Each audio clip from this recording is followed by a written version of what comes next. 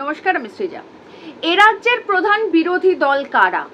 আমি জানি এই প্রশ্নের উত্তরটা দিতে গেলে আপনারা একটুখানি থমকে যাবেন, কারণ এ রাজ্যে কোনো বিরোধী দল নেই।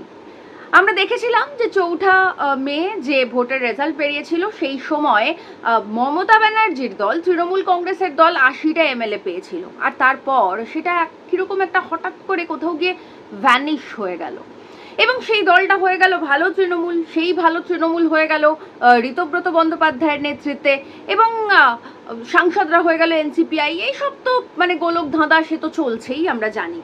কিন্তু তারপরেও এ রাজ্যের প্রধান বিরোধী দলনেতা তো একজন আছে, মানে ঘোষিত, বিধানসভা থেকে ঘোষিত একজন বিরোধী দলনেতা, তার নাম ঋতব্রত বন্দ্যোপাধ্যায়। আমরা জানি আশ্চর্যজনকভাবে শাসক দল আক্রমণ করছে বামেদের।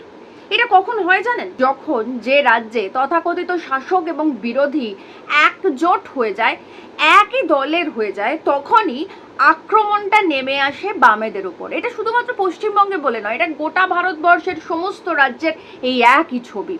আর সেই আক্রমণের ছবি আমরা দেখলাম 10ই অগস্ট, বামেদের যে জেল ভরো আন্দোলন ছিল সেই সভায়। আসুন আগে ভিডিওটা একবার দেখি, তারপর বাকিটা বলছি।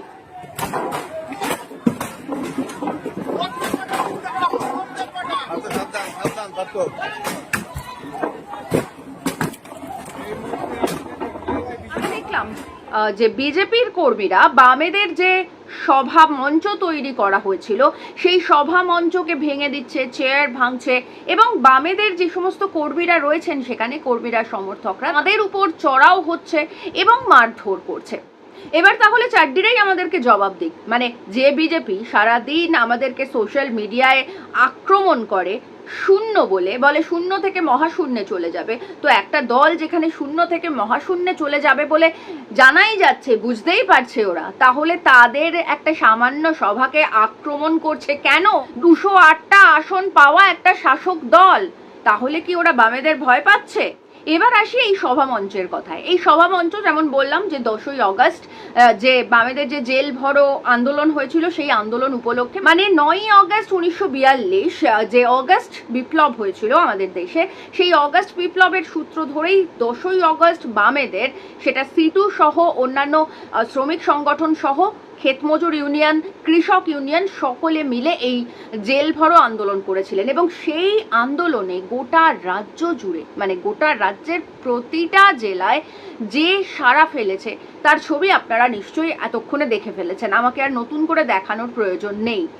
প্রায় 10 লক্ষ কর্মী, মানে বামেদের প্রায় 10 লক্ষ কর্মী সমর্থক, তারা গ্রেফতার হয়েছিলেন, যদিও পরবর্তীতে তাদেরকে ছেড়ে দেওয়া হয়। কিন্তু এখন যেটা প্রশ্ন সেটা হচ্ছে যে বামেরা 10ই অগস্ট এই জেল ভরো আন্দোলন করলো কেন? তার কারণ হচ্ছে গোটা রাজ্য জুড়ে এবং গোটা দেশ জুড়ে যে সমস্যা চলছে, সাধারণ মানুষ থেকে শুরু করে কৃষক, শ্রমিক, প্রত্যেকটা মানুষ যে সমস্যার মধ্যে রয়েছেন বিভিন্ন ইস্যুতে, প্রত্যেকের আলাদা আলাদাভাবে যৌথ ইস্যুতে, সেই সমস্যাগুলোর সমাধানের কারণে, সেই সমস্যাগুলো যে সত্যি সত্যি সমস্যা সেটা কেন্দ্রীয় সরকারকে জানান দেওয়ার প্রয়োজনে বামেদের এই 10ই অগস্টের জেল ভরো আন্দোলন ছিল। সেখানে যেমন সর্বনাশা শ্রম কোডের বিরোধিতা ছিল, সেখানে তেমনই এই যে আমেরিকার সঙ্গে ভারতের যে কৃষি ডিল হয়েছে এবং তার সঙ্গে কৃষকরা যে সঠিক এমএসপি পাচ্ছেন না তার বিরোধিতা ছিল, তার সঙ্গে পেট্রোলে যে ইথানল মেশানো হচ্ছে যার ফলে বিভিন্ন সমস্যায় পড়ছেন মানুষ, সেই সমস্যার বিরোধিতা ছিল, এবং একই সঙ্গে দেশচোরা মূল্যবৃদ্ধি, সরকারি সম্পত্তির যে বেসরকারীকরণ করে দিচ্ছে মোদিজির সরকার, সেই বেসরকারীকরণের বিরোধিতা থেকে শুরু করে শিক্ষাক্ষেত্রে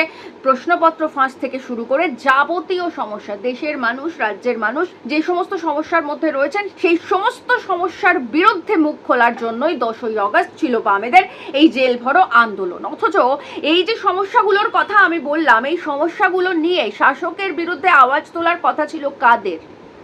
এই সমস্যাগুলো নিয়ে শাসকের বিরুদ্ধে আওয়াজ তোলার কথা ছিল তৃণমূলের। কারণ আমরা জানি তৃণমূল কংগ্রেস 80 জন বিধায়ক পেয়ে এ রাজ্যের প্রধান বিরোধী দল হিসেবে স্বীকৃতি পেয়েছিল।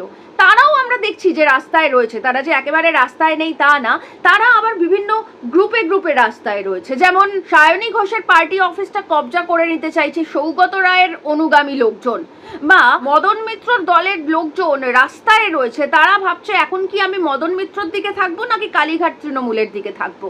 মানে তৃণমূলও রাস্তায় রয়েছে, কিন্তু সেটা নিজেদের দলের ভিতরের যে সমস্ত ব্যক্তি সমস্যা রয়েছে এবং দলীয় সমস্যা রয়েছে সেগুলোকে সমাধান করতে।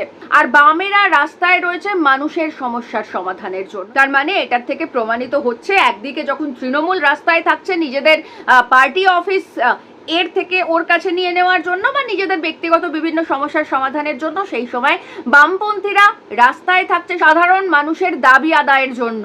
বামপন্থীরা জেলে ঢুকছে সাধারণ মানুষের দাবি আদায়ের জন্য।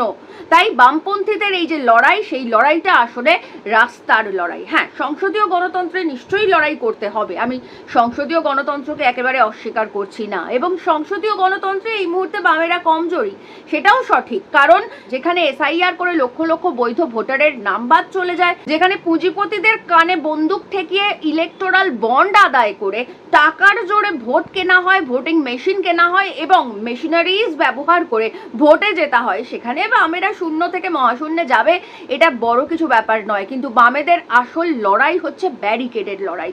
যে ব্যারিকেডের লড়াইতে বামেরা রাস্তায় থাকে, বামেরা মানুষের সমস্যা নিয়ে কথা বলে, বামেরা গ্রেফতার হয় এবং তারপরেও নিজেদের দাবি আদায় থেকে সরে আসে না, এবং সেই দাবি আদায়ের জোর এতটাই যে 208খানা আসন পাওয়া শাসক দল, তারা মাত্র একটা আসন পাওয়া বামেদের, বা সারাদিন ধরে বামেরা শূন্য থেকে মহাশূন্যে চলে যাচ্ছে বলা যে চাড্ডিরা, তারাও বাধ্য হয় বামেদের সভা ভাঙতে।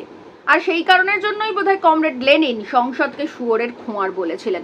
তো যাই হোক, আমি সংসদীয় গণতন্ত্রকে অস্বীকার করছি না, সংসদীয় গণতন্ত্র নিশ্চয়ই দরকার, ভোটের আসন জেতা নিশ্চয়ই দরকার, কিন্তু তারপরেও একটা দল, একটা রাজনৈতিক দল ভোটে জেতার পর যদি শুধুমাত্র নিজেদের ব্যক্তিগত স্বার্থসিদ্ধির কারণে এবং পার্টি অফিস দখলের কারণে ভোটে যেতে, আর থেকে ভোটে না জিতে রাস্তায় মানুষের জন্য, মানুষের দাবি আদায়ের জন্য যারা জেল ভরো কর্মসূচি করে এবং যাদের মিছিলে লক্ষ লক্ষ মানুষ লাল পতাকা নিয়ে হাঁটেন এবং স্বেচ্ছায় জেলে যান, সেই শূন্য পাওয়া দলের জোর বা শূন্য থেকে মহাশূন্যে চলে যাওয়া দলের জোর যে অন্তত পক্ষে 208টা আসন পাওয়া শাসক দল বা 80টা আসন পাওয়া বিরোধী দলের থেকে অনেক বেশি হয়, সে বিষয়ে কোনো সন্দেহের অবকাশ থাকে না। রাস্তার লড়াইতে বামেরা ছিল, রাস্তার লড়াইতে বামেরাই আছে এবং রাস্তার লড়াইতে বামেরাই থাকবে, কারণ বামেদের রাস্তাই একমাত্র রাস্তা, আর সেই বিরোধী দলের রাস্তা একমাত্র বামপন্থা।